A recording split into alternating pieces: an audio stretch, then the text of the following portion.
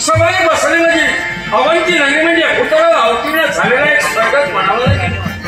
आणि अशा या पुण्यभूमीच्या ठिकाणी राजा सोमकानेचा जन्म झालाय। लाटाचा पोषणाच्या हस्तजरी सिंहासनावर आम्ही विराजमान झालो। सकाळ प्रजेच्या न्याय देतोय। न्याय करतो आमच्या हाती असल्या कारणानं ही लाट प्रजामध्ये नावाचा जयजयकार करते। प्रत्येकाच्या मुखातून भोगारी प्रेम राजा असावा तर राजा सोमकाल सरकार मुखोद्गार ऐकतात खरोखर समाधान वाटते। पण सुज्ञ प्रजे मी कुणी मोठा नाही।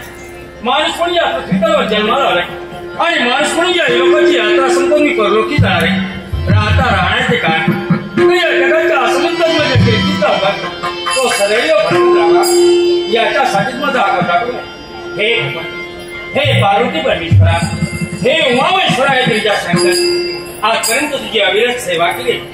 त्या सेवेचा श्रेयचा देवा द्यायचा असेल तर ज्याप्रमाणे तुम्ही एकाच चारा पाणी खातात त्याप्रमाणे माझी चारवडी प्रजा ब्राह्मण क्षत्रिय वैश्य शुद्र एकत्र नांदते हे मी माझं परम सौभाग्य समजते। तेव्हा आहे कृपा अदिती ठेक एवढी तुझ्या त्याने माझी सविनय प्रार्थना हा समजला हो यथार्थ